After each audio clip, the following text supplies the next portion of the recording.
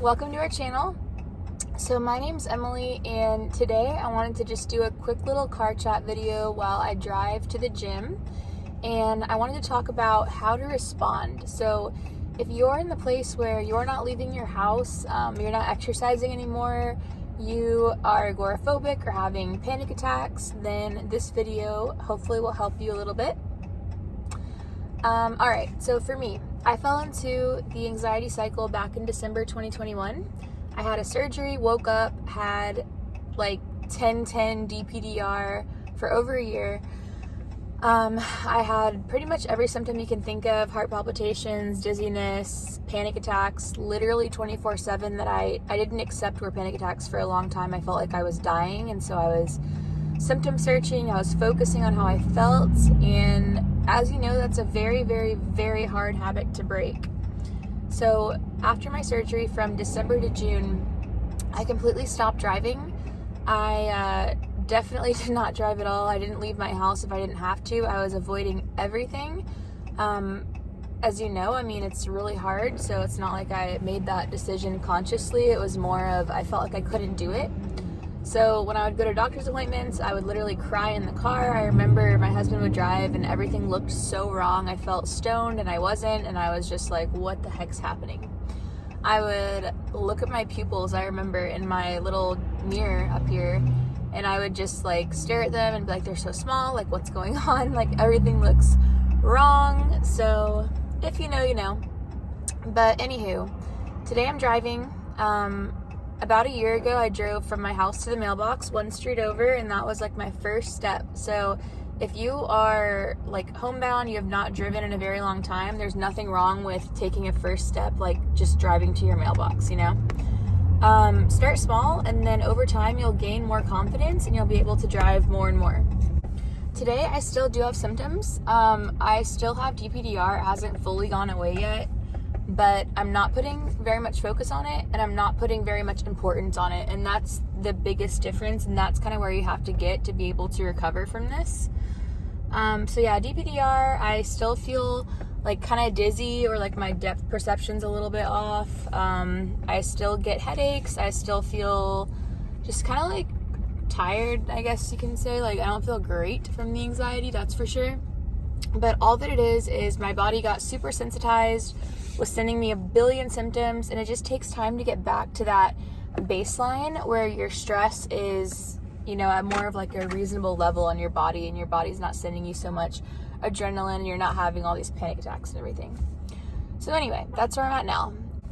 I started driving like really only about maybe 6 months or so ago, on a regular basis, and really only a couple months ago I would like make big drives. Like I drove on the interstate all the way from where I'm at in Florida to New Orleans, and just driving alone places like this. So yeah, it's all about how you respond. So let's talk a little bit about response, and then I'm going to head into the gym and walk a little bit.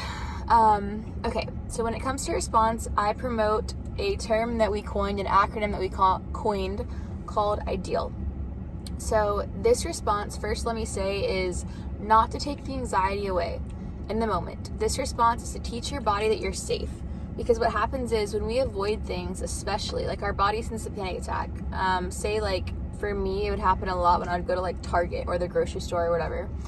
And so I would get in the parking lot, my body's already pumping out this adrenaline, which means I have more symptoms. I feel even worse. I feel like I cannot go in this grocery store or Target or whatever. When I get in there, I feel like I'm gonna pass out. I'm like sweating, you know, clearly something feels very wrong. And so naturally we wanna leave. We wanna get out of there as quick as possible if we do stay there. So we're like white knuckling the whole trip. And all that's doing is teaching your body that you are not safe, that there is a problem. You're telling your amygdala to send more and more stress hormones, more adrenaline, and your body also remembers. So next time you pull up in the Target, it goes, uh-oh, here's a problem, adrenaline. And the more you avoid, the more you white knuckle, it's just gonna get worse. So back to the ideal response. This way of responding is going to teach your body that you're safe. It's going to desensitize you over time. It takes a very long time and a lot of consistency. to be fully transparent. This is not a quick fix, and really there is no quick fix to get out of this panic and anxiety cycle. So starting with I, with ideal. I is for identify. So we're going to identify our symptoms. For example, if I get in here and I start feeling like dizzy, like I'm going to pass out, heart palpitations, whatever, I'm just going to tell myself, okay, I'm feeling dizzy. I'm just going to pause for a second. I'm not going to freak out and panic. I'm feeling heart palpitations, whatever. D, designate. So now I'm going to look at these symptoms and go, these are all anxiety. This is not 20 different problems. This is not my heart having a problem and my vision having a problem and my blood pressure. This is literally just anxiety. It's just my body getting back to baseline. It's going to take some time, and that's okay. So it's all part of the recovery process. There's nothing to be scared of. Anxiety is literally just trying to protect you. So I am safe. There's nothing that I need to run away from. E is going to be embrace. So with E, we're going to practice acceptance. We do not have to like our symptoms. That would be crazy to say that because they're not enjoyable, and I know that.